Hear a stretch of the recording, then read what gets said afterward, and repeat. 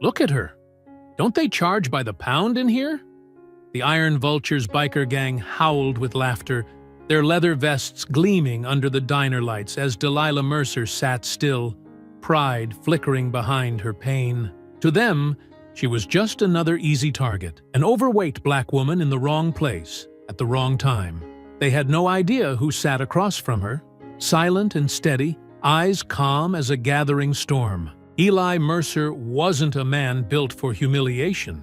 He was a former Navy SEAL who'd faced death and won. When their laughter turned cruel, the gang didn't just cross a line. They walked straight into a war they couldn't survive. Before we go any further, comment where in the world you are watching from and make sure to subscribe, because tomorrow's story is one you don't want to miss. The autumn sun hung low over the Tennessee hills as Eli Mercer guided their weathered Ford pickup along the empty highway. His calloused hands rested easily on the wheel, but his mind wandered back to the funeral they'd just left in Mississippi. Beside him, Delilah adjusted her dress, the fabric rustling against the worn seat leather. "I still can't believe Marcus is gone," Delilah said, her voice thick with emotion.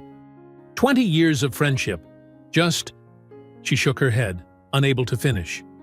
Eli nodded, his jaw tight. He was a good man, one of the best nurses I ever knew. "My mentor," Delilah sighed, dabbing at her eyes. "Lord, I'm hungry. We haven't eaten since dawn."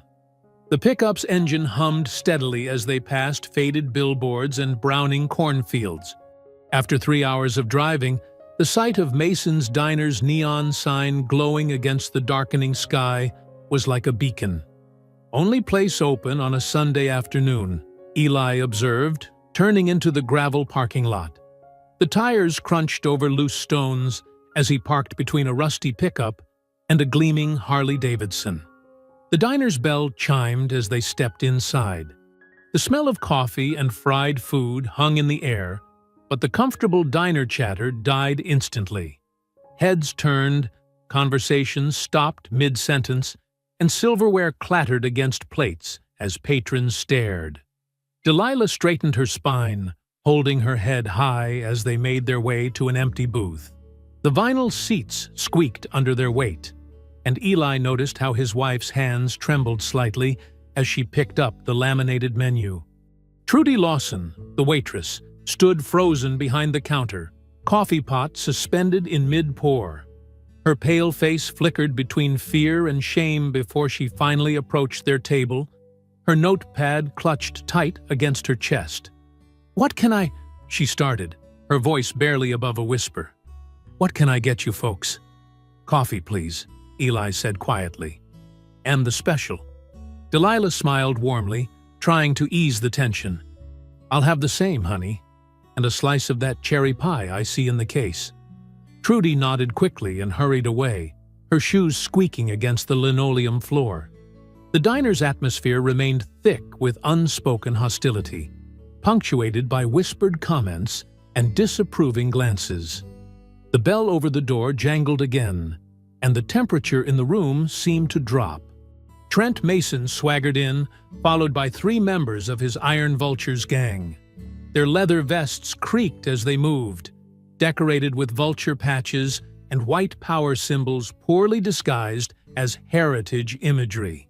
Trent's boots thudded heavily against the floor as he approached their booth, beer on his breath and malice in his eyes. A spider-web tattoo crawled up his neck, disappearing into his patchy beard. His followers spread out behind him like a pack of wolves. "Well, well," Trent drawled, loud enough for the entire diner to hear. "Ain't this sweet? Big Mama and her pet monkey decided to grace us with their presence."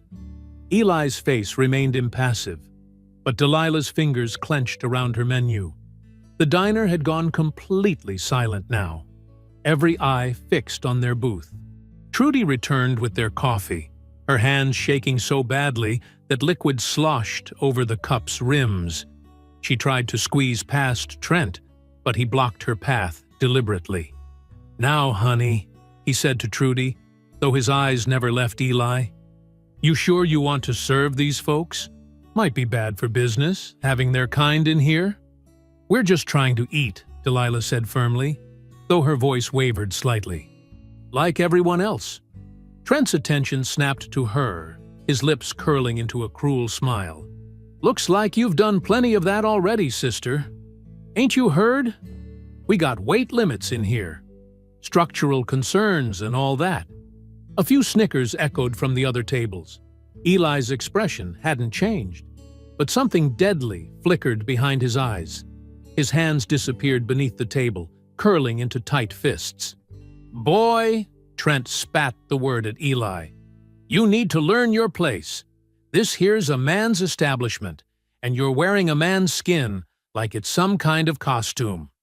Eli remained silent, his breathing steady and controlled. Years of SEAL training had taught him to master his emotions, to channel rage into precision. But Delilah could see the storm building behind his calm exterior. Trent reached across the table, deliberately knocking Delilah's coffee cup. Hot liquid cascaded across the table and into her lap. She gasped, jumping up as the coffee soaked through her dress. The diner erupted in cruel laughter. Some patrons turned away, ashamed, but others joined in openly with Trent's display of power. Trudy pressed herself against the counter, clutching her coffee pot like a shield. Eli rose slowly from his seat, each movement measured and precise. The laughter died in patches as people noticed his stance, the perfect balance, the controlled energy of a predator. But before he could speak, Delilah grabbed a napkin, dabbing at her dress. "It's fine," she said, her voice tight with dignity. "Just an accident, right?" Trent grinned, showing tobacco-stained teeth. "That's right. Just an accident. Clumsy me." Eli settled back into his seat, but his eyes never left Trent's face. When he spoke, his voice was soft, barely above a whisper, but it carried through the silent diner like a blade. "Delilah, finish your pie. I'll handle this." Trent's boots scraped against the linoleum as he circled their booth like a vulture. His gang members spread out, blocking the exits. One of them pulled out a phone, grinning as he started recording. "What's the matter, boy?"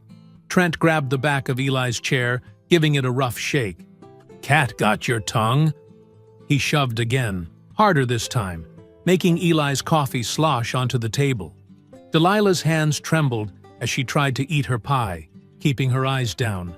Every bite seemed to fuel Trent's cruelty. "Look at her," Trent sneered, nudging one of his gang members. "Like feeding time at the zoo, ain't it, boys?" The man with the phone laughed, zooming in on Delilah's face. Eli remained perfectly still, his breaths measured and deep. His eyes tracked every movement around him with the precision of a combat veteran. The diner had gone completely silent except for the hum of the refrigerator and Trent's heavy breathing. "You think you're better than us, don't you?" Trent leaned down, his face inches from Eli's. "Sitting here in my daddy's diner like you belong." His hand shot out, grabbing Delilah's plate. "Well, here's what I think about that." The plate crashed to the floor, sending cherry pie and ceramic shards skittering across the linoleum. Delilah jumped, a small cry escaping her lips. "Look at that fat sow jump," Trent howled. "Like a scared pig in a—" Eli stood. The movement was so smooth, so controlled, that it took everyone a moment to realize what was happening. His chair hadn't even scraped the floor. 1 second he was seated, the next he was upright, standing at his full height. Time seemed to slow down. Trent's mouth was still open, the rest of his insult dying on his lips as Eli's right hand shot up in a blur. The crack of Trent's nose breaking echoed through the diner like a gunshot. Blood sprayed across his leather vest as he stumbled backward. The gang member with the phone lunged forward, but Eli was already moving. His elbow caught the man's temple, sending him spinning. In one fluid motion, Eli grabbed his attacker's leather vest and used the man's own momentum to flip him over a nearby booth. The crash of his body hitting the table mixed with screams from other diners. The third man reached for something in his vest, but Eli was faster.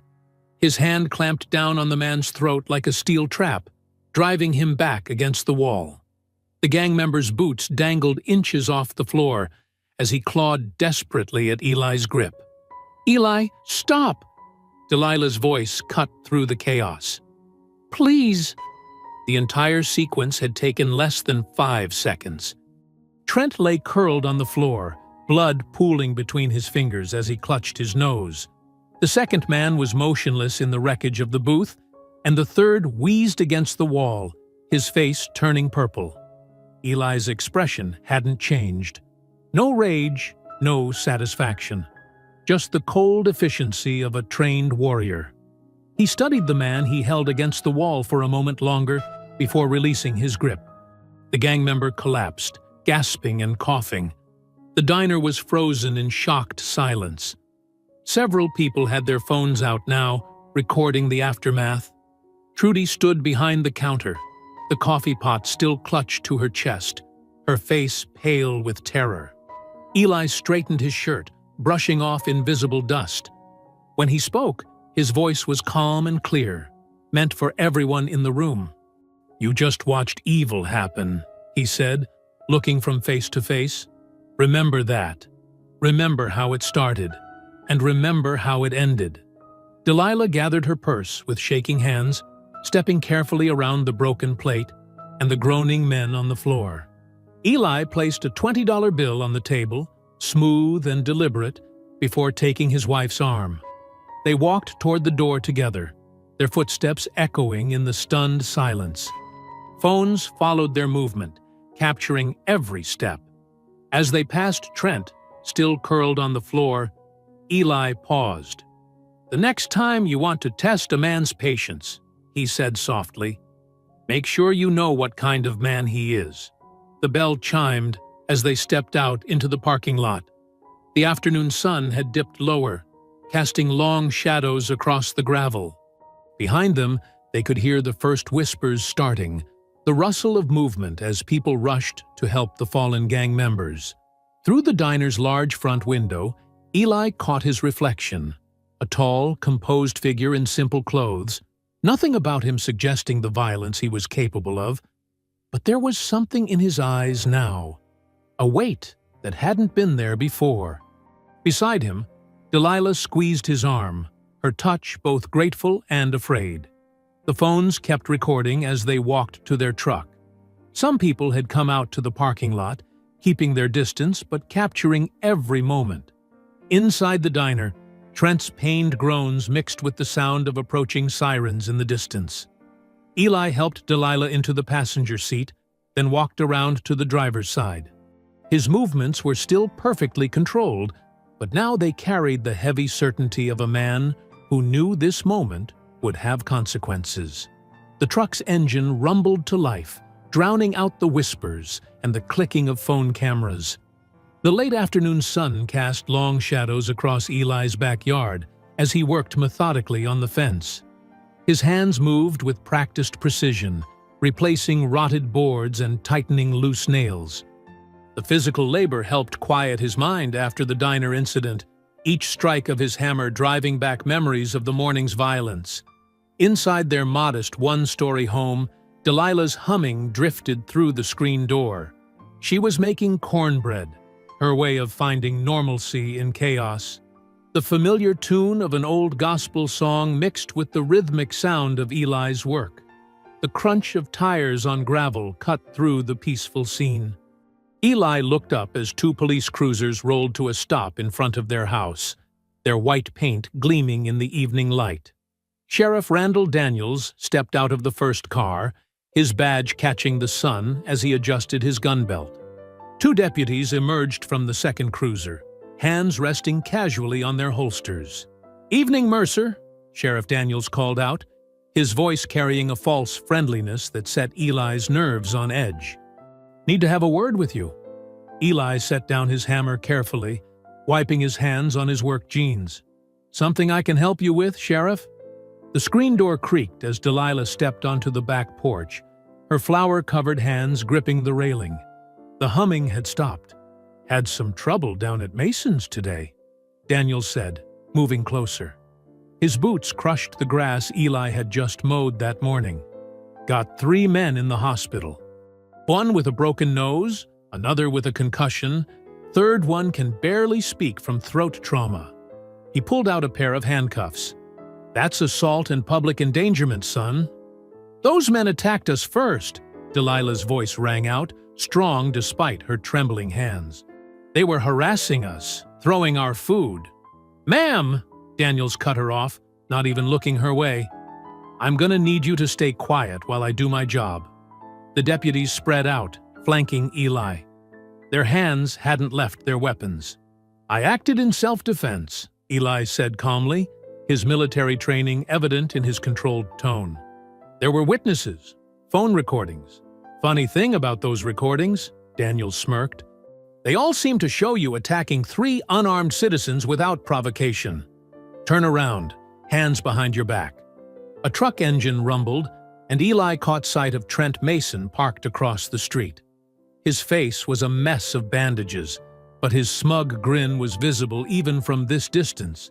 He raised his phone, clearly recording the moment. Don't you touch him! Delilah started down the porch steps. This is wrong, and you know it! One deputy moved to block her path, while the other grabbed Eli's wrist, twisting it roughly behind his back. The cold metal of the handcuffs bit into his skin. Delilah, Eli called out, his voice steady. Call Marcus at the law office. Tell him what's happening. He met his wife's eyes, trying to convey strength rather than the anger burning in his chest. Oh, you'll get your phone call, Daniels said, leading Eli toward the cruiser. Eventually. The drive to the station was silent. Eli watched through the window as their small town passed by, the same streets he'd driven for years now feeling suddenly hostile. People stopped to stare as the cruiser passed, word of the diner incident having spread like wildfire. At the station, they led him through processing with deliberate slowness. Each request to make his statement was met with, "In due time." Each mention of his right to a phone call was answered with, "When we're ready." Hours passed in a holding cell that smelled of bleach and despair. Other inmates came and went, but Eli sat perfectly still on the metal bench, his mind racing through scenarios and options. His SEAL training had prepared him for captivity, but this was different. This was betrayal wrapped in a badge. Through the bars, he caught fragments of conversation from the front desk. A woman's voice, sharp and insistent. "I need to see the booking report for today's arrests. Miss Price, you know we don't release that information immediately. It's public record, Deputy. Or should I write about how the Sheriff's Department is blocking press access?" Eli filed away the name. Someone asking questions could be useful. The clicking of boots on concrete announced Sheriff Daniels' return. He stood outside the cell, keys jingling in his hand, that same smug smile still plastered on his face. "Comfortable?"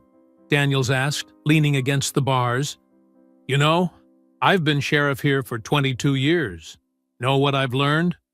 He paused, studying Eli like a specimen. Folks who don't understand their place tend to have accidents. Bad ones. Eli met his gaze steadily, refusing to look away. His voice, when he spoke, was quiet but clear. "And what place would that be, Sheriff?" "You picked the wrong town, boy." Daniels spat the last word like poison. "Should have kept driving this morning. Should have kept your hands to yourself. Now you're gonna learn what happens to people who don't know their role around here." Eli didn't respond, but his eyes narrowed slightly, taking in every detail of the sheriff's face, his stance, his mannerisms. Not with fear, no. This was pure tactical assessment. Each threat, each abuse of power was another piece of information to be stored and analyzed. The sheriff's radio crackled, breaking the tension. He stepped back from the cell, that self-satisfied grin still in place. "Enjoy your stay, Mercer. We'll get to your statement. Eventually." The morning sun beat down on the courthouse steps, as Delilah climbed them one at a time, her purse clutched tight against her chest. Inside was an envelope containing their savings, scraped together for bail money. Each step felt heavier than the last, but her chin remained high. The courthouse lobby buzzed with morning activity. Heads turned as she entered, conversations dropping to whispers. A group of older white women at the clerk's desk stopped their chatter, watching her with poorly hidden disdain. "Can I help you?" The clerk's voice dripped with fake sweetness. "I'm here to post bail for Eli Mercer," Delilah said clearly, her voice carrying across the quiet lobby. Someone snickered behind her. "Guess her boyfriend got what was coming to him," a man muttered, loud enough for her to hear. Delilah's hands trembled slightly as she counted out the money, but her voice remained steady. The clerk processed the paperwork with exaggerated slowness, making her repeat information multiple times. "District Attorney Pike's office?" Delilah asked, once the bail was posted. "I need to file a complaint about what happened at Mason's Diner." The clerk pointed down a long hallway, her lips pressed into a thin line. As Delilah walked away, laughter erupted behind her. She caught fragments of whispered slurs that made her stomach turn. The DA's office was cool and dark, wood-paneled walls lined with legal texts and hunting trophies. Owen Pike sat behind a massive desk, not bothering to stand when she entered. His suit was expensive, his manner dismissive. Delilah slipped her phone from her purse, thumbing the record button before setting it on her lap, screen down. "Mrs. Mercer," Pike drawled, "what can I do for you today?"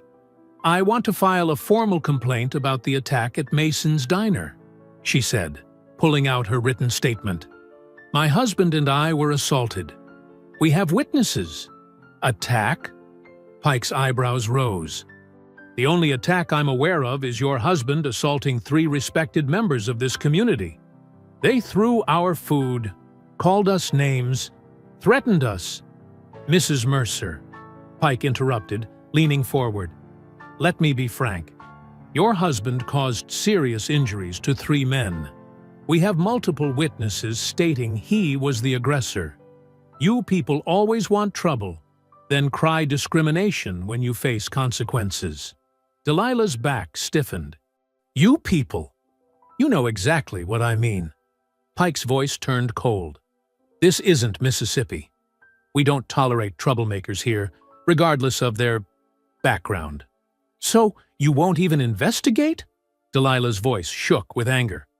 "Investigation's complete as far as I'm concerned." Pike shuffled papers on his desk. "Your husband's lucky he's only facing assault charges. Now, if there's nothing else?" Delilah stood slowly, her phone secure in her hand. "There will be something else, Mr. Pike. Count on it." Back home, Delilah's hands flew across her laptop keyboard. She created an anonymous social media account and uploaded the recording of Pike's thinly veiled racism. Within hours, it started circulating in local Facebook groups and Twitter feeds. Then something unexpected happened. Someone from the diner posted their video of the incident, showing Trent and his gang's harassment, the coffee spilling, the slurs. It showed Eli's precise, controlled response. No wild swinging, no excessive force. Just efficient self-defense moves that ended the threat. The video spread quickly through local circles. Comments poured in, "That's a trained fighter right there. Military precision. They had it coming. Been terrorizing folks for years. Watch how they attacked first. Clear self-defense." But for every supportive comment, hatred bubbled up.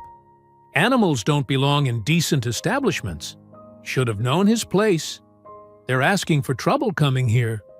Delilah watched the comments roll in, saving screenshots of the worst ones. Each hateful word strengthened her resolve. This wasn't just about one incident anymore. It was about years of quiet suffering, of looking the other way, of accepting the unacceptable. The phone rang. It was the jail. Eli was being released. The late afternoon sun cast long shadows across the parking lot as Delilah waited outside the county jail. Her heart pounded as the metal doors creaked open. Eli emerged, still wearing his work clothes from yesterday, looking tired but unbroken. Delilah ran to him, her arms wrapping around his solid frame. He held her close, his embrace saying everything words couldn't. "They tried to shut us up," she whispered against his chest. "But I showed them. The videos are out there now. People are talking." Eli pulled back slightly, looking into her eyes. His voice was soft but firm. "We don't run anymore. We stand." They stood together as the sun sank behind the jail, painting the sky in fierce oranges and reds. The shadows around them grew longer and darker, but neither of them looked away. They had spent too many years looking away, too many years accepting the darkness. "Not anymore." "Let's go home," Delilah said, taking his hand. She felt the strength in his grip, the quiet determination in his touch. Whatever came next, they would face it together. The kitchen was quiet, except for the soft clink of forks against plates. Eli and Delilah sat at their small dining table, eating leftover meatloaf neither of them really wanted. The events of the past 2 days hung heavy in the air between them. Delilah pushed her peas around her plate. "Maybe we should call your sister in Atlanta," she said softly. "Just until things settle down." Eli looked up, meeting her eyes. "This is our home," he said. 20 years we've lived here, built this life together." "I know, but—" The crash came without warning. Glass exploded inward from their front window, scattering across the living room floor like deadly rain. A large rock tumbled to rest against the baseboard, wrapped in paper secured by a rubber band. Eli moved with military precision, pushing Delilah down and away from the windows. "Get to the back room," he commanded, his voice tight with controlled anger. "Eli." "Now, Delilah." She hurried to their bedroom while Eli retrieved his service pistol from the gun safe. The weight felt familiar in his hands as he approached the broken window cautiously, staying low and to the side. Outside, spray painted across their white siding in jagged red letters, "Go back to Africa." An engine roared to life. Through the shattered window, Eli caught sight of a black pickup truck peeling away, the Iron Vulture's insignia clear on its tailgate. His finger tensed on the trigger, but he held back. That's what they wanted, an excuse to paint him as the violent one. Instead, he focused on the license plate, committing the numbers to memory before writing them down. TN 847XKP. The truck disappeared around the corner, leaving only the acrid smell of burnt rubber behind. Delilah emerged from the bedroom, wrapping her arms around herself. "What did they throw?" Eli carefully unwrapped the paper from the rock. Inside was a crude drawing of a lynching, signed with the Vulture's logo. His jaw clenched as he set it aside as evidence. "We should call the police," Delilah said, though her tone suggested she already knew the answer. "Sheriff Daniels?" Eli's laugh was bitter. Might as well call his nephew Trent directly. He began sweeping up the glass while Delilah took photos of the damage and the graffiti. They worked in practiced silence, falling into the routine of cleanup that too many black families knew too well. The phone rang, making them both jump. Delilah checked the caller ID. Unknown number. Eli took the phone, answering cautiously. "Mercer residence." "Mr. Mercer?" A woman's voice, professional but hushed. "This is Angela Price from the Herald Tribune. We need to talk." "Not interested in interviews." "This isn't about the diner incident," she said quickly. "Well, not directly. I've been investigating the Iron Vultures for months. There's something bigger going on." Eli's interest peaked despite his skepticism. "I'm listening." "Not over the phone. Can you meet me?" "Why should I trust you?" There was a pause. "Because I've got documents showing Mayor Harlan bankrolls the Vultures through shell companies. Property records, too.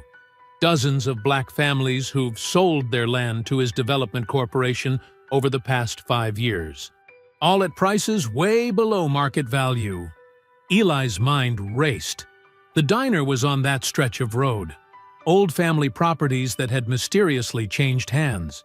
The Jenkins family, he said slowly. They swore they'd never sell their grandmother's place. Burned down 3 years ago, Angela confirmed. Insurance claim denied. They sold to Harlan's company a week later. Where do you want to meet? Monroe Library parking lot. 1 hour. Come alone. The line went dead. Eli shared the conversation with Delilah, who immediately shook her head. It could be a trap, she said. Could be the truth, too.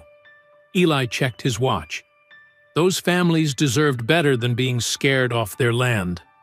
Delilah took his hand. We all did. They moved to the front porch, sitting in their old wooden chairs. The spray paint gleamed wet and accusing in the security light. Somewhere in the distance, a dog barked, and crickets chirped their endless summer song. Eli's hand found Delilah's in the darkness.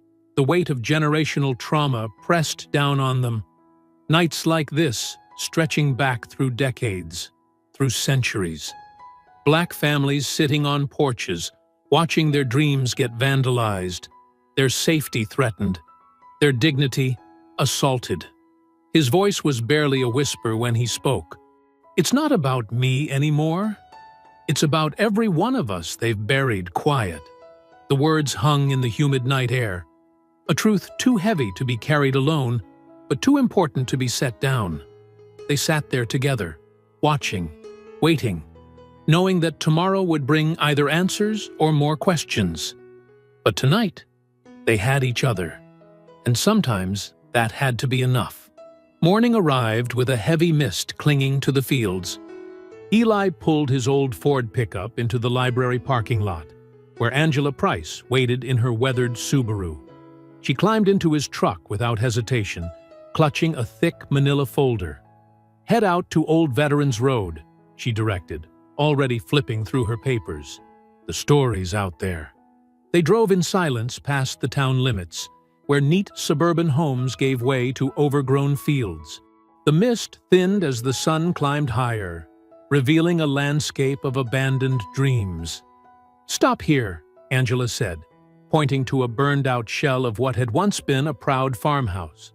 The chimney stood like a gravestone against the morning sky. Eli pulled over, his hands tight on the wheel. The Williams place, he said quietly. Used to be the best peach orchard in 3 counties. Burned down last spring. Angela held up a fire report. Ruled accidental. Faulty wiring. Just like the 6 other houses on this stretch that went up in flames over the past decade. They got out, gravel crunching under their feet. The charred skeleton of the house loomed before them, its windows like hollow eyes. Yellow police tape, faded and torn, still clung to a fallen post. All black-owned farms? Eli asked, though he already knew the answer.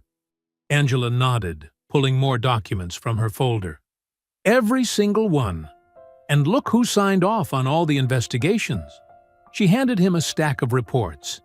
Sheriff Randall Daniels' signature sprawled across the bottom of each page. A spider's web of corruption in black ink. The Jenkins fire, Eli said, scanning the dates. The Robinsons. The Turners.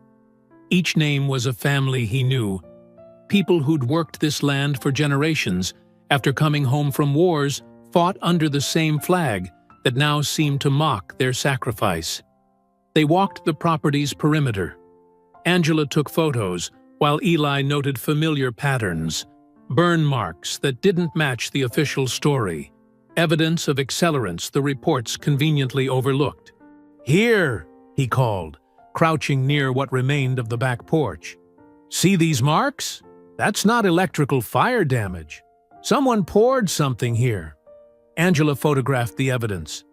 The Williams family said they got threats before the fire. Strange how that didn't make it into the sheriff's report. Eli stood slowly, memories washing over him. My father's friend, Mr. Carter, had land about a mile from here. James Carter, fought in Vietnam, came home, built something beautiful. He pointed east where new construction was rising. Lost it all in '95. First the threats, then a fire, then the bank calling in loans that had always been solid before. Let me guess, Sheriff Daniels handled that investigation too? His daddy did. Same badge, same lies. Eli's voice was heavy with generational weight. I was just a kid, but I remember Mr.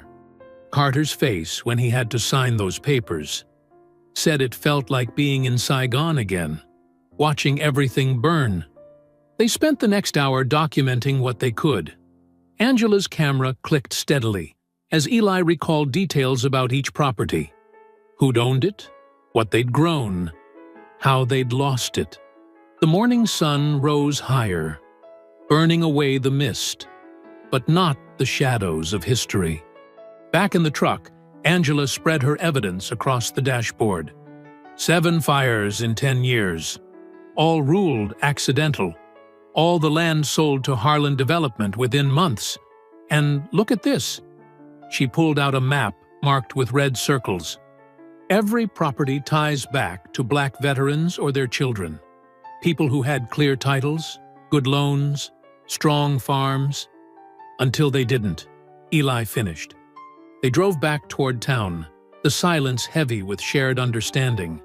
Angela's pen scratched against her notepad as she wrote furiously. I'll need statements, she said. People willing to go on record about the threats, the pressure to sell. That won't be easy. Fear runs deep here. So does truth. Angela's voice hardened with determination. These papers tell half the story. We need voices to tell the rest. When they pulled up to Eli's house, Delilah was waiting on the porch. The spray-painted slur from last night was already covered with fresh paint. Her quiet defiance shone in the careful brush strokes. She approached the truck as they got out, her eyes taking in Angela's armload of documents. Found something? Eli nodded, explaining what they'd discovered. Delilah listened intently, her expression growing fiercer with each detail. Mr. Carter, she said when he finished, I remember his wife taught me to make sweet potato pie. They lost everything, and we all just watched it happen. Not this time, Angela said, but Delilah raised her hand. You're right, not this time. And I want to help. She turned to Eli. You taught me to fight with words, not fists. Now, let me. Delilah! Eli started, protective instinct rising. I know these families, she pressed on. I was a nurse at County for 15 years before they pushed me out. I took care of their babies, held their hands through loss. They'll talk to me. Her voice grew stronger with each word. They trust me. Angela looked between them, understanding passing across her face. We need every voice we can get. Eli saw the determination in his wife's eyes, the same fire that had drawn him to her all those years ago. He nodded slowly. All right, but we do this smart. We do this right. We do this together, Delilah said firmly, reaching for his hand. The three of them stood in the morning sun, surrounded by papers that told a story of systematic theft and generational trauma. But in their shared resolve, something else was growing. The first spark of justice, long delayed, but refusing to be denied. Dusk painted the sky in deep purples as Eli carefully mounted the third wireless camera beneath his truck's wheel well. The tiny lens, barely larger than a pencil eraser, would catch anyone trying to tamper with his vehicle. Years of military training had taught him to prepare for the worst while hoping for the best. Delilah watched from the porch, sipping chamomile tea. You really think they'll try something with the truck? They're cowards, Eli replied, testing the camera's angle with his phone. Cowards always strike when they think you're not looking. The feed came through clear and sharp on his screen. He worked methodically, installing 2 more cameras near their property line, one disguised in a bird feeder, another hidden in the branches of an old oak tree. Each one connected to an app on his phone, ready to record any unwanted visitors. The crunch of tires on gravel announced Angela's arrival. She parked her Subaru behind their garage, out of sight from the road. Her face was flushed with excitement as she approached. "I did it," she whispered, though no one was around to hear. "Got into the records office today. Told them I was writing a fluff piece about the town's development history." Eli finished securing the last camera. "What did you find?" "More like what didn't I find?" Angela pulled out her notebook. Every zoning file from the past 15 years, gone. Shredded last month, supposedly for space reasons. But get this, I caught Betty, the old clerk, on her lunch break. She's retiring next week, doesn't give a damn anymore. They moved inside where Delilah had coffee waiting. Angela spread her notes across their kitchen table, speaking in hushed tones despite being alone. "Betty says Mayor Harlan's been pushing to digitize everything, but certain files never make it to the computer. They just disappear." Angela tapped her pen against a hastily drawn timeline. "The physical copies get marked for shredding, and the digital versions never exist." "Convenient," Eli muttered, studying her notes. "But here's the good part." Angela reached into her bag, pulling out her phone. "While everyone was at lunch, I found this in the bottom drawer of Martha Harlan's desk, the mayor's sister, who conveniently handles all the town's bookkeeping." She pulled up photos of a leather-bound ledger. Page after page showed neat columns of numbers, dates, and cryptic initials. "Look at these entries." Angela zoomed in. "IV Security Services, regular payments, every month, 20 grand a pop." "IV," Delilah said. "Iron Vultures." "Exactly. And the dates match perfectly with when each of those farms burned." Angela flipped through more photos. "They're not even trying to hide it. They just figured nobody would ever look." Eli studied the images carefully. "We need the actual ledger. Way ahead of you." Angela grinned. "I'm going back tomorrow to follow up on my story. Martha always takes a 2-hour lunch at the country club. Plenty of time to borrow it and make copies." "It's too risky," Eli said. "They'll be watching you now." "They're watching you," Angela corrected. "I'm just the local reporter who writes about quilting bees and bake sales. Nobody takes me seriously." Her voice hardened. "That's their mistake." They planned late into the night. Angela would need exactly 20 minutes to copy the ledger. Delilah would create a distraction at the country club, keeping Martha occupied if she returned early. Eli would watch the office from across the street, ready to warn them if trouble approached. Around midnight, Angela needed to head home. "Meet me at the Walmart parking lot tomorrow at 6, she said. "Far corner by the garden center. Nobody parks there this time of year." The next evening came with agonizing slowness. Eli arrived early, parking his truck between 2 empty spaces. The garden center's seasonal display of pumpkins cast long shadows in the setting sun. Angela's headlights flashed once as she pulled up beside him. She looked tired, but triumphant. "Got it?" Eli asked as she climbed into his truck. She pulled a USB drive from her pocket. "Every page. Even found a second ledger in a locked cabinet. Goes back 20 years. Her hands shook slightly as she handed him the drive. "This isn't just about the farms, Eli. The whole town's been built on burned homes and broken lives." "You were careful?" he asked, pocketing the drive. "In and out clean." Martha never left the club. Seems Delilah's story about needing emergency medical advice for her personal problem was very convincing. Angela smiled briefly, then grew serious. "But Eli, there's more. These payments, they're not just going to the Iron Vultures. There are entries for half the sheriff's department, 2 judges, even the fire marshal. The whole system," Eli said quietly. "Built on ashes," Angela agreed grimly. "Just like you said." They sat in silence for a moment, watching the last customers straggle out of the store. The USB drive felt heavy in Eli's pocket. Years of corruption and violence reduced to strings of ones and zeros. "What happens when we release this?" Angela asked softly. "They'll come at us hard," Eli replied. "Everyone on those ledgers, everyone who's been paid to look the other way, they'll all have something to lose." "Good," Angela said, her voice steel-sharp in the growing darkness. "Let them feel what it's like to lose something for a change."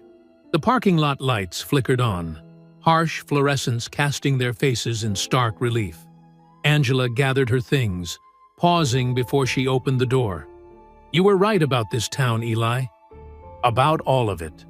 Morning light streamed through the kitchen window as Delilah hunched over her laptop, her fingers moving carefully across the keyboard. She'd spent hours organizing the evidence, creating a clear timeline that even a child could follow. The coffee beside her had gone cold, forgotten in her focus. "You sure about this?" Eli asked, standing behind her chair. "Someone has to take the first step," Delilah replied, double-checking the anonymous account she'd created. "Might as well be us." She started with the simplest proof: photos of the ledger entries showing payments to IV Security Services, alongside news clips of the mysterious fires. Each post was clear, direct, and damning. Her hands trembled slightly as she pressed upload. "Now we wait," she said, pushing back from the table. They didn't have to wait long. Within an hour, the posts started gaining traction. Local community groups shared them. Then larger accounts picked up the story. By noon, Harlan County corruption was trending in Tennessee. Angela called around 1 o'clock, her voice excited. "It's working! The station's been flooded with calls. Even the Nashville papers are asking questions." Delilah refreshed her screen constantly, watching the reaction spread. Some tried to dismiss it as fake news, but the evidence was too clear, too detailed to ignore. People began sharing their own stories. More farms lost, more families driven out, more suspicious fires ruled accidental. At 3, an email arrived from an unexpected source: the state prosecutor's office. "Dear Mrs. Mercer," Delilah read aloud, her voice shaking. "I'm Marissa Cole, Senior State Prosecutor for Civil Rights Cases. I've reviewed your posts with great interest. Would you be willing to meet privately to discuss this matter further? Time is of the essence." Eli checked the email headers while Angela verified Cole's credentials online. Everything checked out. They arranged to meet that evening at a cafe 2 towns over. Marissa Cole arrived precisely on time, her dark suit crisp despite the late hour. She carried herself with quiet authority, her natural hair styled professionally, her expression both warm and serious. "Thank you for coming," she said, sliding into the booth across from Eli and Delilah. Angela sat at a nearby table, pretending to work on her laptop. "I've been following similar cases across the state. But yours—" She paused, choosing her words carefully. "Yours has the evidence we've been waiting for." "How do we know we can trust you?" Eli asked directly. Marissa smiled slightly. "Because I grew up in a town just like this one. Watched my grandfather's farm disappear the same way." She opened her briefcase, removing a thick file. "I've spent 8 years building cases against corrupt local governments. But they're careful. They know how to hide their tracks." She spread photos across the table. Other burned properties, other ledgers, other victims. "Your evidence connects the dots, shows the pattern. With what you've found, we can finally prove intent." "So you'll help?" Delilah asked. "Better than that." Marissa leaned forward. "I'm officially opening a state investigation. As of this afternoon, every document in that town hall is legally protected. They can't shred anything else without facing federal charges." Hope bloomed in Delilah's chest. Fragile, but real. For the first time since the diner, she felt like they weren't fighting alone. Later that evening, they invited Angela over for dinner. The kitchen filled with the smell of Delilah's famous pot roast as they shared their first relaxed meal in weeks. Angela brought wine, And even Eli allowed himself a small glass. To justice, Marissa had said before leaving. It's slow, but it's coming. Those words hung in the air as they ate, adding flavor to every bite. Delilah told stories about her nursing days, making them laugh with tales of stubborn patience.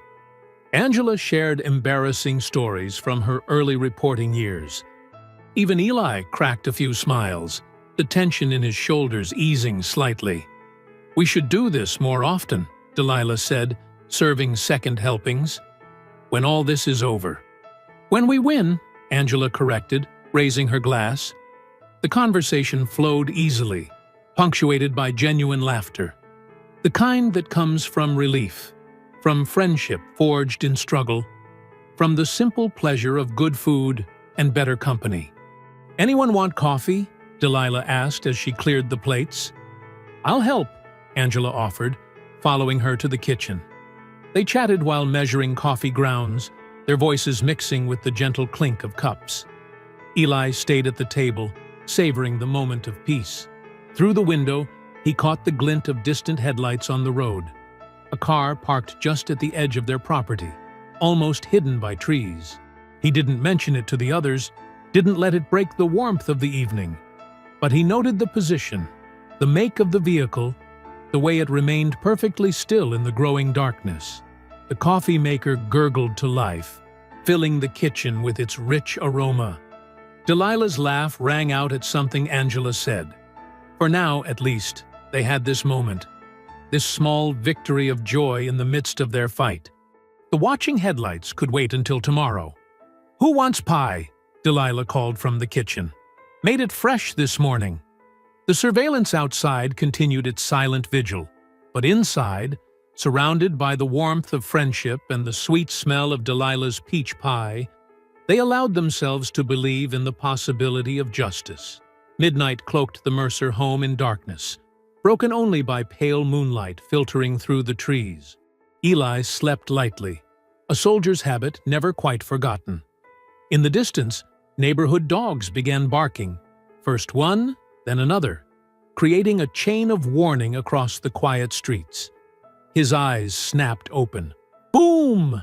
The explosion rocked the house, sending splinters of wood and glass flying as flames engulfed the front porch. The bedroom filled with orange light and thick smoke. Heat pressed against the windows like hungry hands trying to break in. "Delilah!" Eli rolled out of bed, already moving.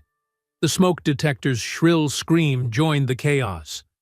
Delilah sat up, coughing. "Eli, what's happening?" "Fire! Cover your mouth!" He grabbed a shirt from the floor, pressing it into her hands.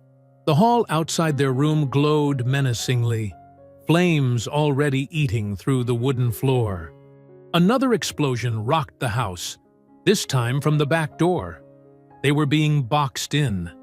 Eli's military training kicked in, assessing exits, calculating odds.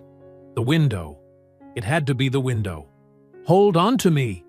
He wrapped one arm around Delilah's waist. With his other hand, he grabbed the heavy bedside lamp and smashed it through the glass. Cool night air rushed in, offering brief relief from the suffocating heat. Delilah screamed as burning debris rained down from above. A piece of flaming wood struck her shoulder, searing through her nightgown. The smell of burned flesh mixed with the smoke. "I've got you, baby," Eli assured her, brushing away the burning fragment. "We're getting out." He helped her through the broken window, trying to shield her from the sharp edges. They dropped onto the grass below, just as the bedroom ceiling collapsed behind them. Delilah stumbled, clutching her burned shoulder. Her face was streaked with soot, tears cutting clean trails through the grime. "Our home," she whispered.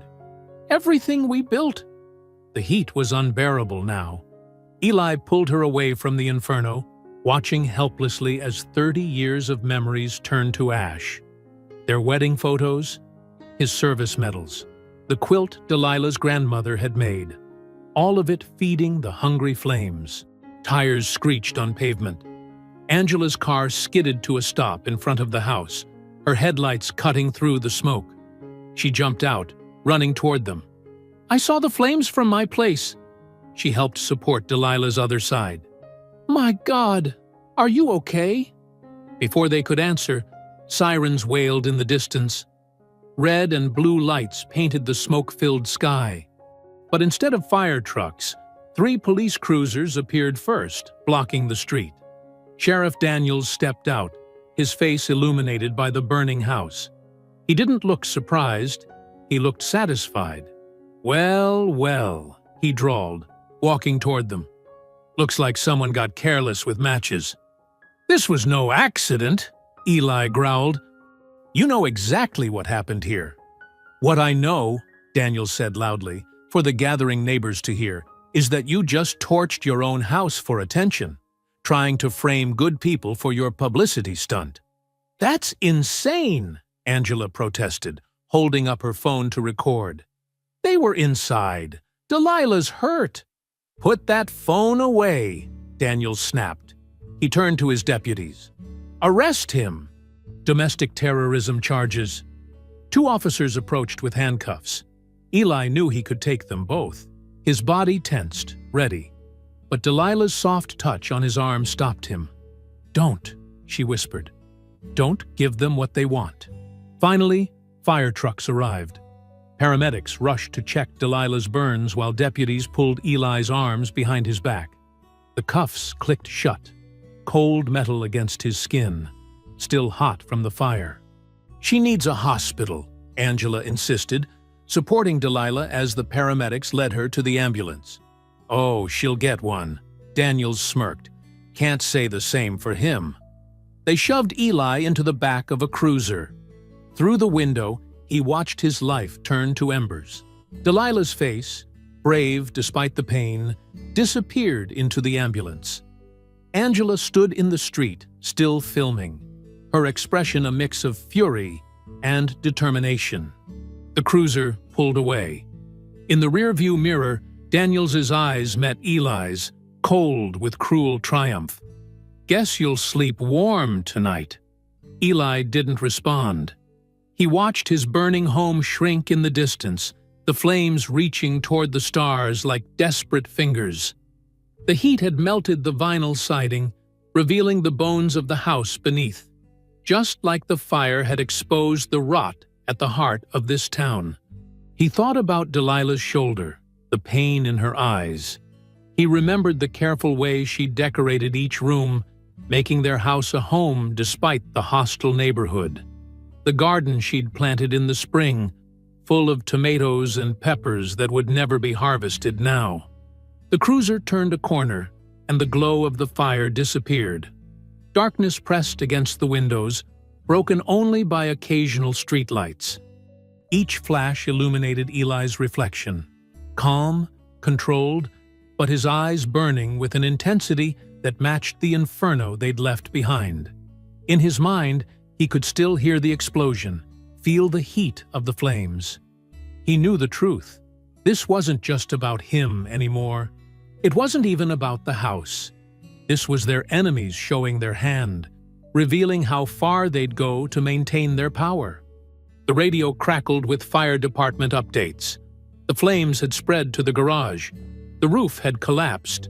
Total loss, they reported clinically, as if they weren't describing the destruction of a family's entire world.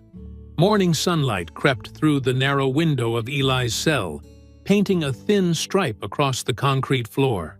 He hadn't slept, his mind replaying the explosions, the heat, Delilah's pain-filled eyes.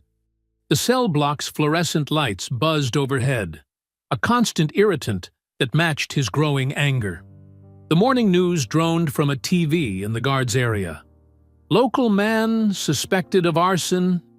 He caught fragments of the story, his name dragged through mud, painted as a desperate man seeking attention. No mention of the history of fires targeting black families. No questions about why he'd burn his own home with his wife inside. A guard dropped a newspaper through the bars. The headline screamed, "Veteran torches home in racial hoax." Below it, a photo of his burning house, and Sheriff Daniels quoted extensively about troublemakers and outside agitators. Eli's hands trembled as he read. Not from fear, from rage. He needed to know if Delilah was okay, if Angela had made it home safely. The phones were broken when he asked to call. No visitors allowed. Complete isolation. He pulled out the small piece of paper he'd managed to hide, a gum wrapper with a phone number scratched on it. He'd memorized it years ago, never thinking he'd need it. The number belonged to Marcus Wynn, his old SEAL teammate. They hadn't spoken in years, but some bonds never broke. Deputy Carl Jenkins passed by on his rounds, younger than most here, with eyes that carried doubt instead of hatred. Eli had noticed him watching, thinking, questioning. "Deputy," Eli called softly. "My wife, is she—" Jenkins glanced around before answering. "ICU, burns and smoke inhalation, stable." He hesitated. "Reporter lady who was helping you. Nobody's seen her since last night." Eli's stomach tightened. Angela missing. Delilah hurt, his world burning down while he sat in a cage. "Could I make one call?" Eli asked. "Just one." Jenkins looked torn. "Phones are down." "Your cell phone then, please. I served this country for 20 years. The deputy's face shifted. He reached for his pocket, then stopped. "They got cameras everywhere now, but—" He slid a paper and pencil through the bars. "Write what you need. I'll handle it." Eli quickly wrote Marcus's number and a coded message they'd used in combat. "Spider web, 3 clicks south. Bring rain." To Marcus, it would mean trapped, need extraction, bring heavy support. Jenkins tucked the paper away and moved on. An hour passed. 2. Eli did push-ups in his cell, keeping his body ready. His mind calculated angles, exits, weak points. The SEAL in him never truly slept. The TV droned on. A press conference now. Mayor Harlan speaking about maintaining order and dangerous elements. The corruption was so blatant, it was almost beautiful, like a snake sunning itself in plain view. Near noon, Jenkins returned. He slipped a small flash drive through the bars. "Found this in evidence. Thought you should see it." His voice dropped. "They killed my cousin Tommy same way. Burned him out when he wouldn't sell his land. I was just a kid. Nobody did nothing." Eli palmed the drive. "Why help now?" "Because somebody's got to end it. All of it." Jenkins straightened up, resuming his official posture. "State prosecutor's been asking questions. Maybe this time it's different." The afternoon crawled by. Eli couldn't access the drive's contents, but its weight in his pocket felt like hope. He thought about Delilah in the hospital, fighting alone. About Angela somewhere out there, hopefully safe. About all the others before him who'd faced this same fire. At 4 o'clock, commotion erupted in the booking area. Voices raised, papers shuffled. Footsteps approached his cell. "Mercer," a guard called. "Bail's been posted." Anonymous source. Eli stood slowly. He knew who it was. Marissa Cole, the state prosecutor, moving pieces carefully. As they processed his release, he caught Jenkins's eye. The deputy moved close, pretending to check his paperwork. "They're planning to finish it tonight," he whispered. "Whatever you're going to do it fast." Eli nodded slightly. Outside, the late afternoon sun felt strange on his skin. The town looked different now. Every shadow potentially hostile, every passing car a threat. But he had what he needed. Evidence on the drive, Marcus surely moving pieces into place, and now Marissa Cole's invisible hand opening doors.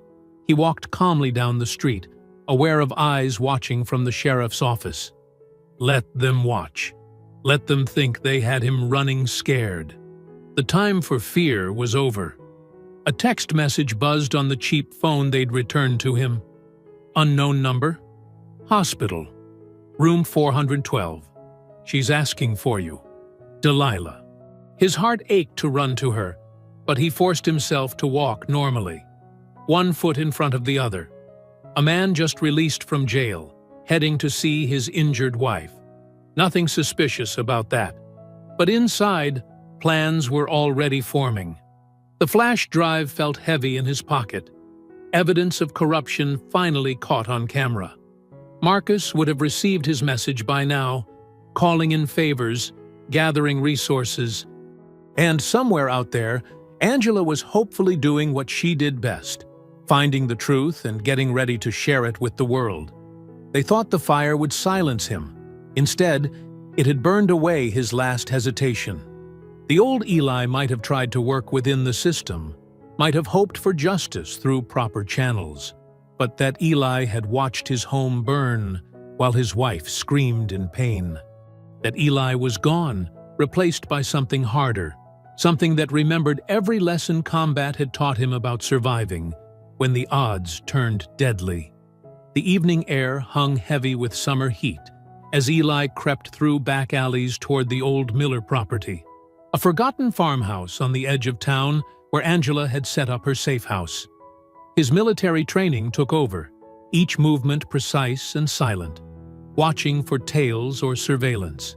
The house looked abandoned, windows dark and yard overgrown. But Eli spotted the subtle signs: fresh tire tracks partially covered, a dim glow from a basement window. He tapped their coded knock on the back door. 3 quick, 2 slow. Angela opened it carefully, baseball bat in hand. The sight of her made his breath catch. Her left eye was swollen shut, lip split, defensive bruises on her arms. But her good eye blazed with determination. "They jumped me outside the courthouse," she said, letting him in. 3 of them. Didn't expect me to fight back. She managed a pained smile. "Got some good hits in, though. Broke one guy's nose." The basement was transformed into a makeshift command center. Laptops hummed, papers covered folding tables, and a police scanner crackled quietly in the corner. Marcus Wynn sat at one computer, his massive frame making the chair look tiny. He stood when Eli entered, embracing him in a quick, fierce hug. "Should have called me sooner, brother," Marcus said. His voice was soft, but carried the weight of their shared combat history. "Got here as fast as I could." Eli nodded, throat tight. Having Marcus here changed everything. Not just his skills, but the absolute trust forged in combat. "Thanks for coming." Angela pointed to a stack of folders. "This is what they tried to stop me from finding. Land records going back 20 years. Every black-owned property they've seized through intimidation or arson. Bank transfers. Shell companies." She shuffled through papers. "Mayor Harlan's fingerprints are all over it, but he's careful. Always 1 or 2 layers of separation." Eli studied the documents. Property after property, family after family forced out through legal means or violence. His hands clenched. "We need more than paper. We need them to incriminate themselves." "Mayor's annual fundraiser gala is tomorrow night," Angela said. "Every powerful person in the county will be there. All the players in one place." Marcus pulled up blueprints on his laptop. "Already scouted the venue. Security's minimal. They're not expecting trouble at their fancy party. I can get us access, plant cameras." "Not just cameras," Angela added. "Live stream everything. Multiple feeds, impossible to shut down quickly. Once it starts broadcasting, the whole world sees what happens." Eli paced the room, mind racing through scenarios. "They're expecting me to either run or try something violent. Either way feeds their narrative. I'm either guilty or dangerous." He stopped. "So let's flip the script. Make them expose themselves." They worked through the night, planning every detail. Marcus had brought high-tech surveillance gear from his private security company. Tiny cameras that could be hidden in buttons or cufflinks. Wireless microphones that looked like tie clips. Angela set up secure streaming channels and backup servers. Every contingency covered. "The mayor always gives a speech at these things," Angela said, pulling up previous year's photos. "Loves to brag about the town's progress, economic development, All those properties he stole, repackaged as urban renewal. Perfect timing then, Eli said. Right when he's basking in his own glory. Marcus cleaned a handgun with mechanical precision, his movements automatic after years of training. You know they'll have armed security, probably off-duty cops, guys itching for an excuse. That's why we don't give them one, Eli replied. No weapons, no threats. Just truth, broadcast live where they can't bury it. Angela touched her bruised face gently. They're scared. That's why they're getting sloppy, resorting to violence in the open. They feel their control slipping. Fear makes people stupid, Marcus agreed. Makes them forget themselves, show their true faces. Eli sorted through surveillance photos.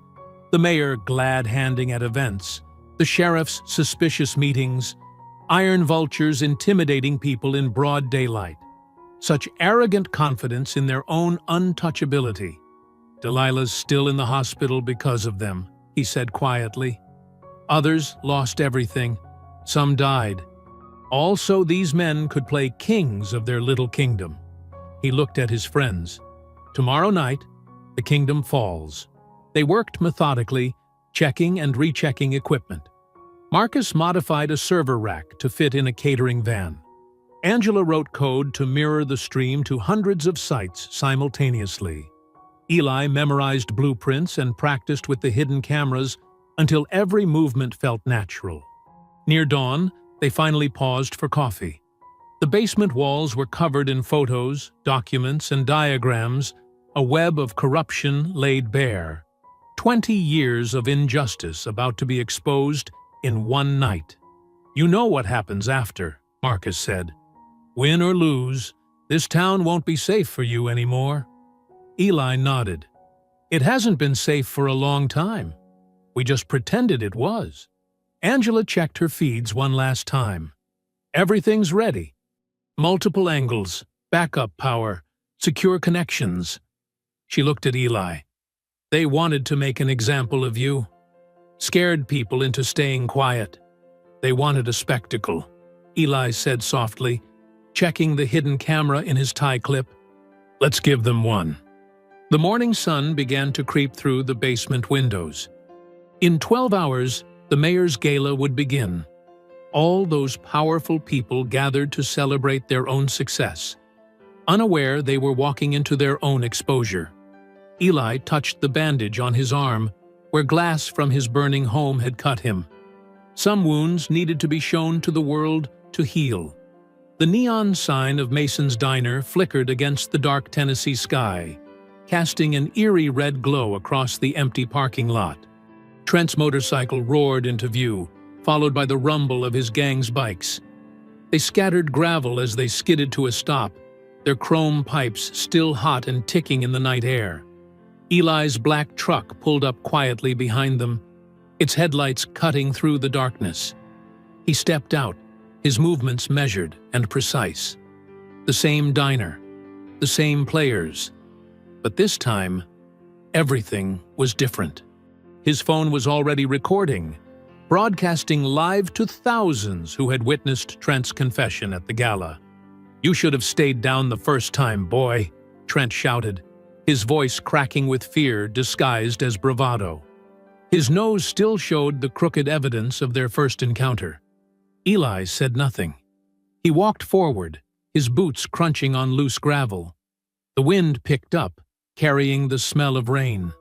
Behind him, lightning flashed across distant clouds. The iron vultures, 8 of them now, formed a half-circle around their leader. They pulled out chains, brass knuckles, and switchblades. The weapons glinted in the neon light, but their hands shook. They had seen what Eli could do. "Inside!" Trent barked at his men, backing toward the diner's entrance. "We finish this where it started." The bell above the door chimed as they burst in. The late-night waitress screamed and ran out the back. Chairs scraped across linoleum as the few customers fled. Eli followed them in, calm as still water, deadly as undertow. "You're streaming this?"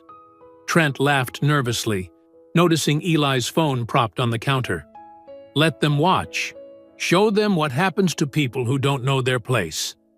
Eli finally spoke, his voice low and steady. "You're right. Let them see exactly that." The first attacker came at him with a chain. Eli stepped inside the swing, caught the metal links around his forearm, and yanked. The man flew forward into Eli's knee, crumpling with a wet crunch. One down. Two more rushed him from opposite sides. Eli moved like liquid shadow between them, letting them tangle with each other. A quick elbow to one's temple, a sweep of the legs for the other. Their heads cracked together on the way down. 3 down. A blade flashed in the fluorescent light. Eli caught the stabbing wrist, twisted until bones popped, and slammed the attacker face first into a table. The wood splintered, coffee cups exploding across the floor. 4 down. "He's not human!" someone shouted. But Eli was very human. Each move was calculated, each strike the product of years of training. He wasn't fighting with rage. He was executing a mission. These men had terrorized his community for too long. The diner that had served hate was about to serve justice. Tables overturned as the remaining men tried to circle him. A chair flew at his head. Eli ducked, let it crash into the counter behind him. The metal napkin dispenser fell, scattering silver packets across the floor. Someone slipped on them, went down hard. Eli made sure he stayed down. 5 down. The next 2 came together, swinging wild haymakers. Eli stepped between their blows, his elbows finding pressure points, his knees striking joints. They dropped, gasping and clutching injured limbs. 7 down. Only Trent remained, backed against the same booth where he had first harassed Delilah. His face was pale, sweat rolling down his temples. The man who had seemed so big, so powerful that day, now looked small and pathetic. "My father owns this town," Trent said, his voice trembling. "You can't—" Eli crossed the distance in 2 steps. His hand shot out, gripping Trent's throat and pinning him to the wall. The phone on the counter captured everything. "Your father?" Eli's voice was steel wrapped in velvet. "Your father built his fortune stealing from black families, burning them out, killing their dreams." He increased the pressure slightly. "But you're worse. You enjoyed it, made it personal, made it sport." Trent's eyes darted around the ruined diner, his fallen gang members groaning on the floor, the overturned tables, the shattered glass catching neon light like blood. His kingdom of hate reduced to rubble. "The mayor," Trent choked out. "He'll kill me for talking." "The mayor's already in custody," Eli said. "Federal agents moved in right after your confession at the gala. But I wanted this part, needed this part, to happen right here, where you thought you were untouchable." Sirens wailed in the distance, getting closer. Eli turned Trent to face the phone, still streaming. "Tell them again. Tell everyone watching what you did. To my wife. To my home. To all the families before us. I... Trent's facade cracked completely. Tears ran down his face. "We burned them out. All of them. Anyone who wouldn't sell to Harlan. The sheriff covered it up. My father laundered the money. Please, please don't kill me." "Kill you?" Eli released his grip, letting Trent slide down the wall. "No. You're going to live. Live and watch everything you built crumble. Live and face every person you hurt in court. Live with the truth you just confessed to thousands." Red and blue lights flooded through the diner's windows, casting wild shadows across the wreckage inside. The wail of sirens filled the air as federal vehicles screeched to a halt in the parking lot. Trent still sat slumped against the wall, tears and snot running down his face, while his gang members lay scattered and groaning across the floor. The front door burst open, and Marissa Cole strode in, her FBI vest gleaming under the fluorescent lights. A team of agents moved in behind her, weapons raised. "Federal agents! Everyone on the ground!" she commanded.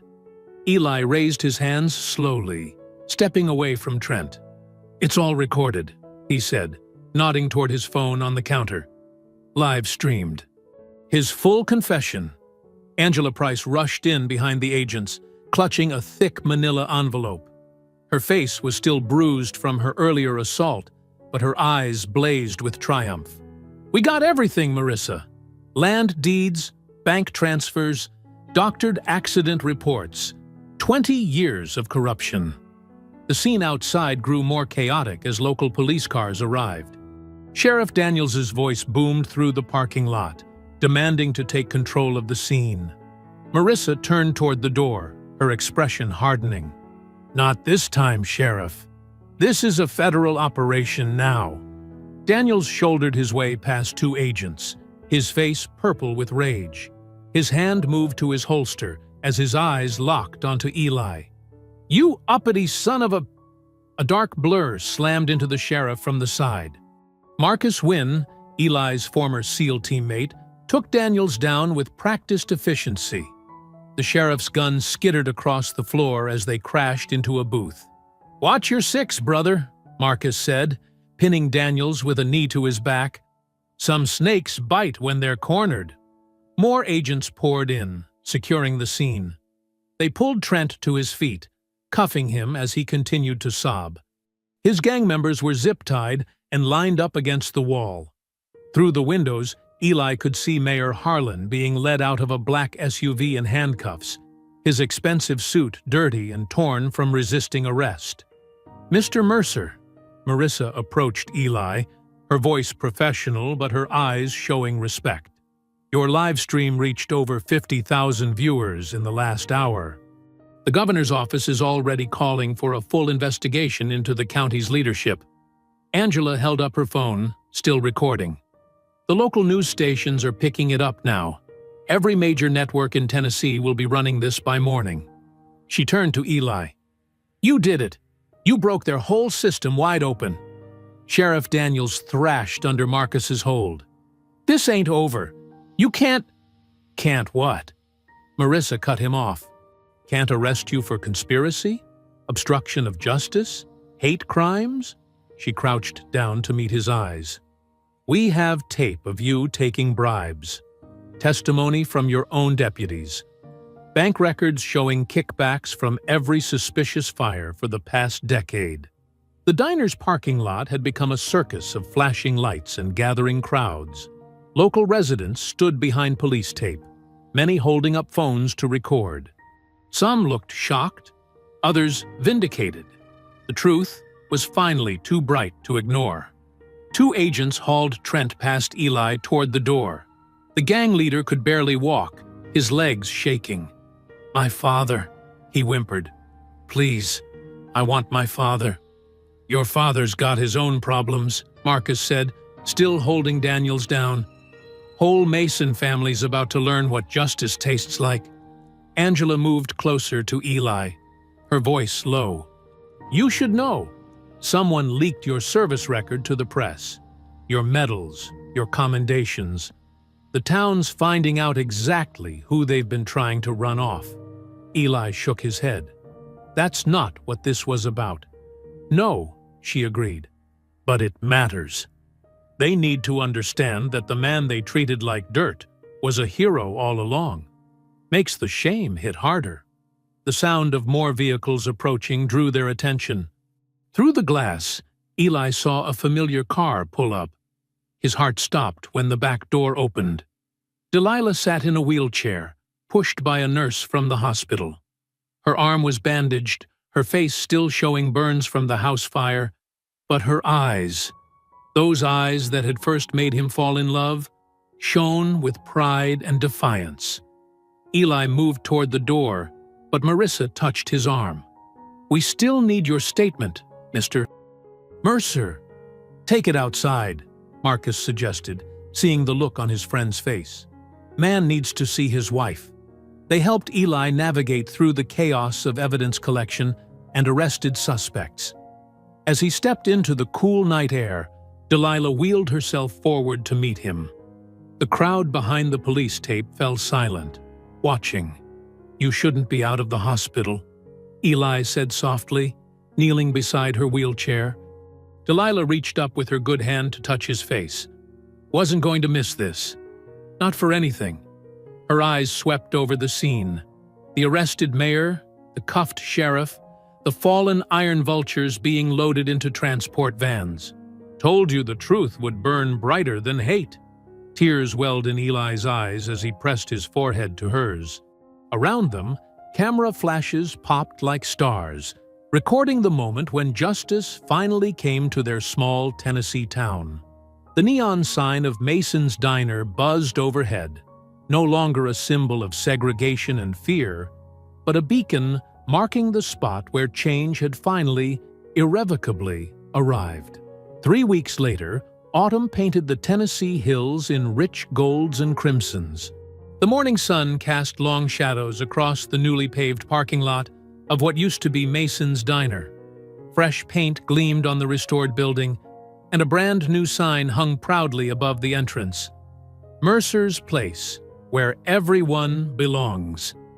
Eli pulled into the lot, his truck's tires crunching on fresh gravel. Delilah sat beside him, her burns healing well but still visible on her arms. She wore them like medals now, refusing to hide the scars that told their story of survival. "Look at that line," she said, pointing to the crowd of people waiting outside the diner's doors. Black, white, young, old, all mingling together, sharing coffee from thermal cups as they waited for the grand opening. James and Marie Carter, the new owners, stood at the entrance, greeting everyone. They were local heroes in their own right. Their family had lost 3 homes to mysterious fires over the years, but they'd never stopped fighting. When the truth about Mayor Harlan's land-grabbing scheme came out, they were among the first to receive compensation. Eli parked at the far end of the lot, trying to avoid attention. It didn't work. People noticed them immediately, and a ripple of whispers spread through the crowd. Some raised their phones to take pictures. "Still can't get used to that," Eli muttered. Delilah squeezed his hand. "They need their heroes, baby. Let them have this moment." As they walked toward the entrance, Eli noticed Angela's feature article posted in the diner's window.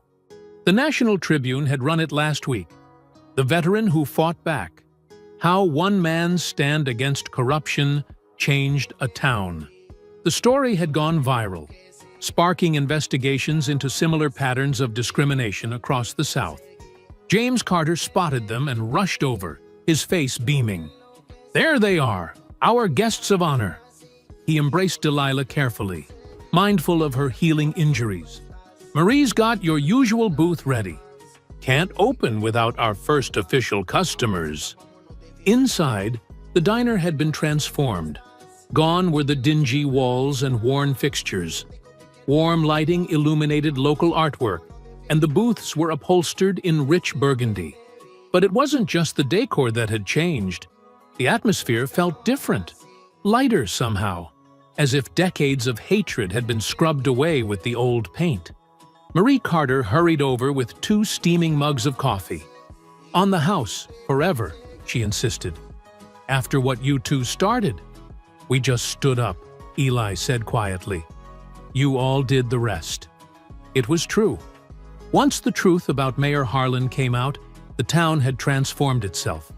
His development company had collapsed, revealing decades of fraudulent deals. Properties were being returned to their rightful owners. The Iron Vultures had disbanded, their clubhouse now a community center. The local paper ran daily updates on the federal investigation. Sheriff Daniels and half the police force faced charges. Trent Mason had turned state's evidence, trading testimony for a lighter sentence. His father had fled to Florida, leaving behind a trail of debts and broken promises. Angela Price walked in, notepad in hand, and slid into their booth. "Still won't give me that interview, will you?" she asked, grinning. "Got nothing to say that you haven't already written," Eli replied. but his eyes were warm with friendship. Fine, but you should know. That contractor you recommended? He's helping rebuild 3 more homes this week. People are calling it the Mercer Project now. Eli shook his head. He'd been quiet about his work helping restore homes lost to Harlan's arson campaign, but word had spread anyway.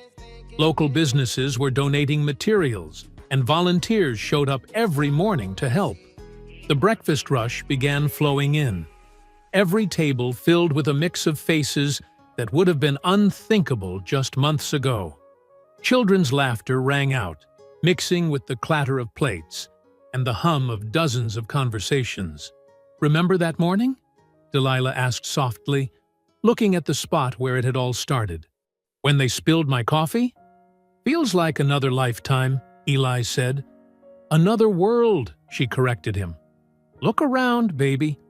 Look what grew from those ashes." Through the windows, they could see the hills rising misty and blue in the distance. The same hills that had witnessed generations of quiet suffering now watched over something new being born. Every morning brought more changes.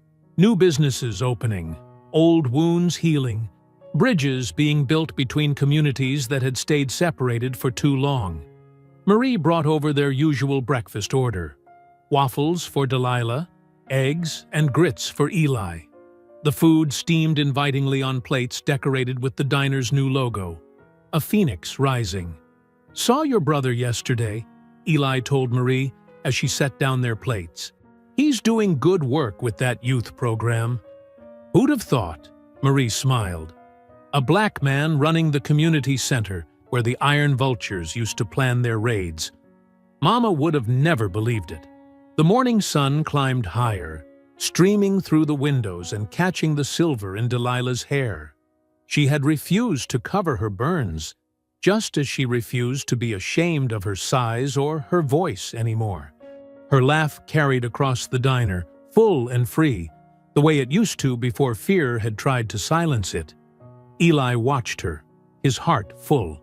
She caught him staring and smiled. "What are you thinking about, soldier?" He took her hand across the table, his thumb brushing over her wedding ring.